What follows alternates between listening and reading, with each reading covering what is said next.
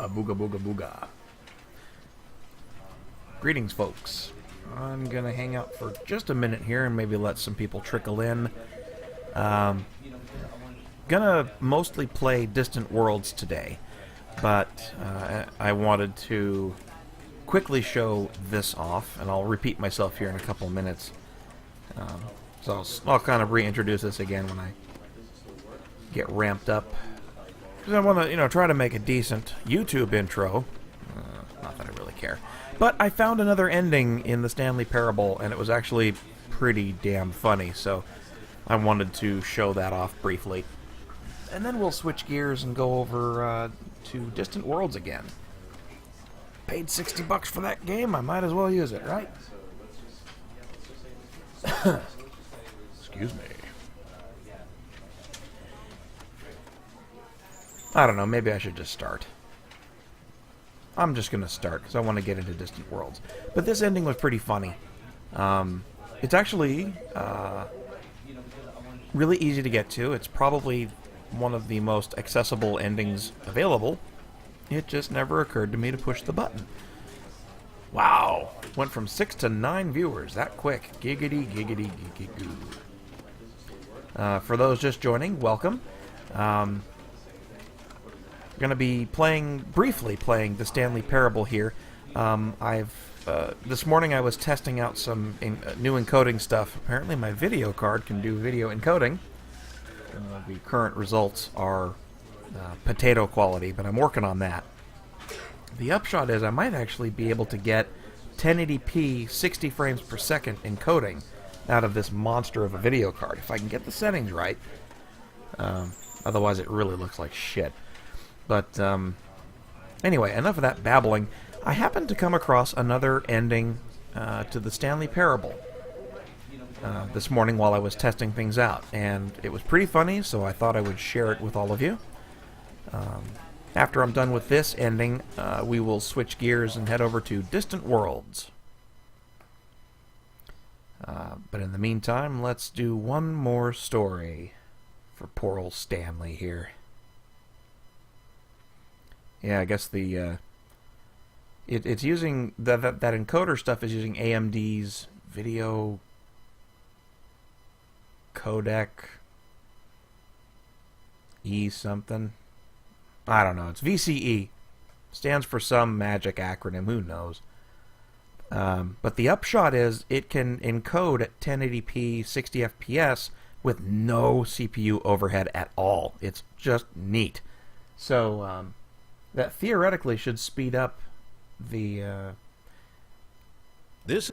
Yeah, shut up. We've seen the Stanley intro. It frees up lots of CPU for games to use instead of the encoder. And, oops. Damn it, I gotta mute the stream. Have that page loaded. Go away, page.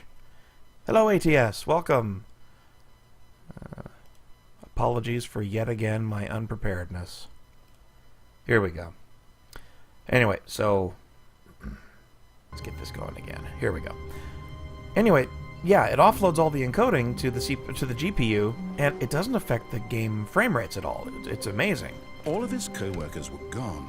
What could it mean? So anyway, I'm going to run through... to go to the meeting room. Perhaps he had simply missed a memo. We're going to go through this real quick. I'll show you the other ending, which is just hilarious, and then we'll switch over to Distant Worlds. I keep repeating myself, but I think it's important. When Stanley came to a set of 2 open doors, he entered the door on his left. So all you do to get to this one is go all the way to the end of the normal opening. The normal ending. Except... Yet there was not a single person here either. Feeling a wave of disbelief, Stanley decided to go up to his boss's office, hoping he might find an answer there. Yeah, I'm going to ignore the broom closet. Just don't want to annoy him. I just don't want to take the time. Coming to a staircase, Stanley walked upstairs to his boss's office. You do one thing different at the very end chamber, and you get a different ending. So we somehow overlooked that. We're going to do it now. Stepping into his manager's office, Stanley was once again stunned to discover not an indication of any human life. Shocked, Unraveled, Stanley was in such a rush to get through the story as quickly as possible, he didn't even have a single minute to just let the narrator talk. That kind of anxiety isn't healthy, so he relaxed for a few moments with some calming New Age music.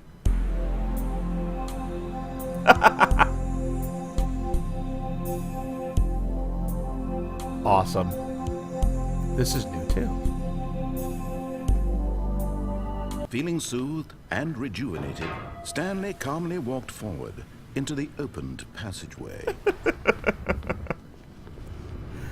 Oh, this game has so many nice little touches.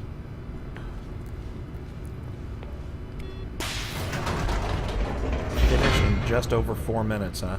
Well, this doesn't... Yeah, this ending isn't going to be doing that because it takes longer, but it's worth it. It's hilarious. The narrator just taunts you endlessly with this one. It's great. Descending deeper into the building, Stanley realized he felt a bit peculiar. It was a stirring of emotion in his chest, as though he felt more free to think for himself, to question the nature of his job.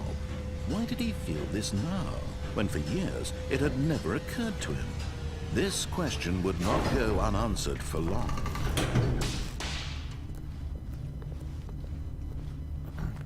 Stanley walked straight ahead through the large door that read Mind Control Facility. So you push this button and activate the lights. You push the next button, you know the lights rose on an enormous room packed with television screens. What horrible secret did this place hold? Stanley thought to himself. Did he have the strength to find out? We are in fact going to push the button.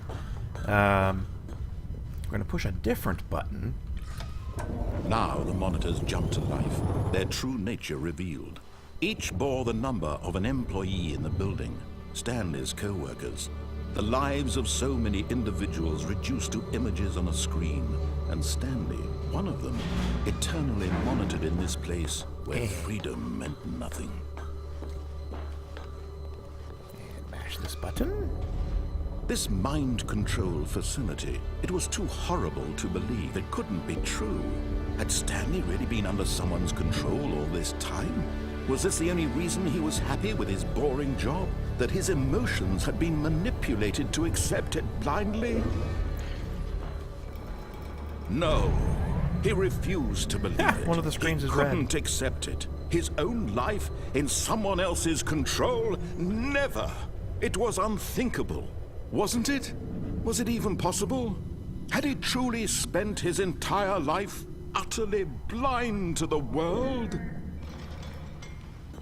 But here was the proof. The heart of the operation. Controls labeled with emotions. Happy, or sad, or content. Walking, eating, working. All of it monitored and commanded from this very place.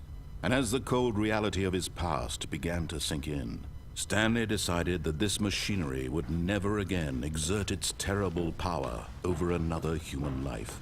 For he would dismantle the controls once and for all. So, most people hit off. I got curious and pressed on, and this brings us a different ending. It's fantastic. Here we go. Oh, Stanley, you didn't just activate the controls, did you?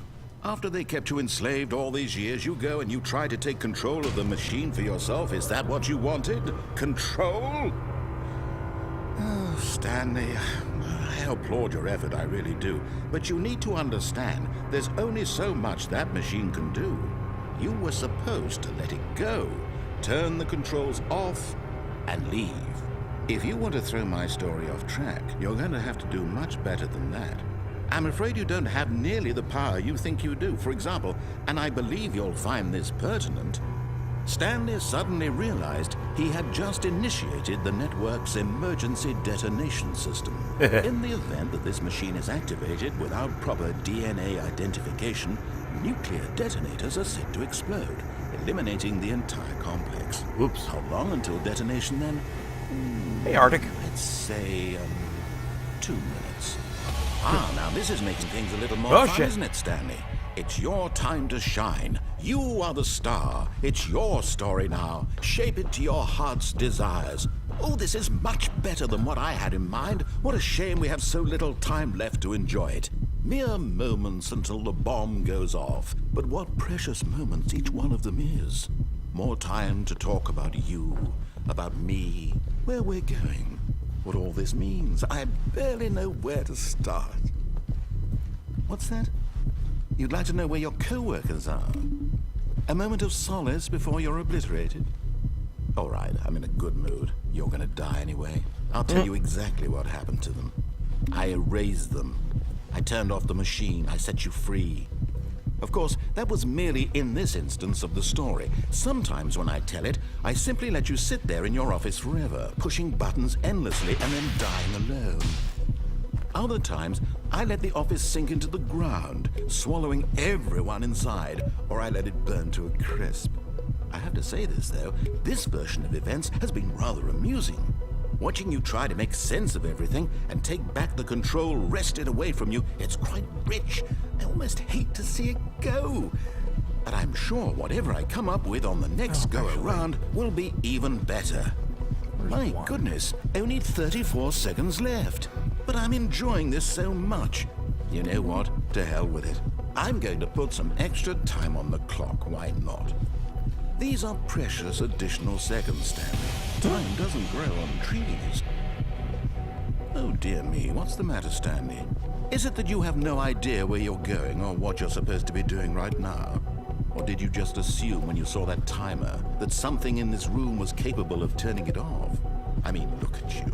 Running from button to button, screen to screen, clicking on every little thing in this room. He says that no matter what you do, by the way. No, these colored ones. Or maybe this big red button. Or this door. Everything, anything, something here will save me. Why would you think that, Stanley? That this video game can be beaten? Won? Solved? Do you have any idea what your purpose in this place is? Stanley, you're in for quite a disappointment. But here's a spoiler for you. That timer isn't a catalyst to keep the action moving along. It's just seconds ticking away to your death.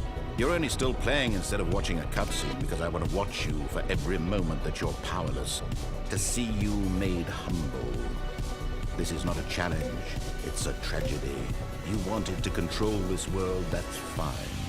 But I'm going to destroy it first. Goodbye, Employee 427. Take a look at the clock, Stanley. That's 30 seconds you have left to struggle. 30 seconds until a big boom and then nothing. No ending here. Just you being blown to pieces. Will you cling desperately to your frail life? Or will you let it go peacefully? Another choice. Make it count. Or don't. It's all the same to me. All a part of the joke. And believe me, I will be laughing at every second of your inevitable life from the moment we fade in until the moment I say, happily ever up. And it really does kill you. It's not kidding.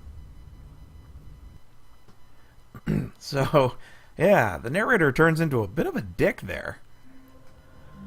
But anyway, that was an ending we didn't see yesterday, so I figured I would share it. Thought it was kind of funny.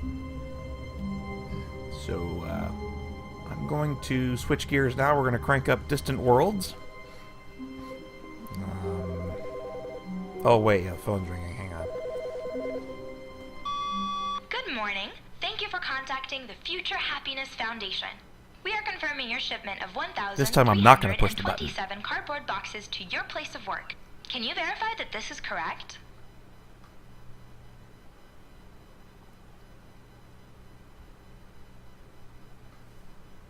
Understood. Your order will be canceled immediately. Thank you again for contacting the Future Happiness Foundation. Oops. So I canceled all the boxes of happiness. I don't know what that means, but I don't care. So, anyway, that was the other ending I found. If there are any more, I'll probably dig it up this weekend and see if I missed any.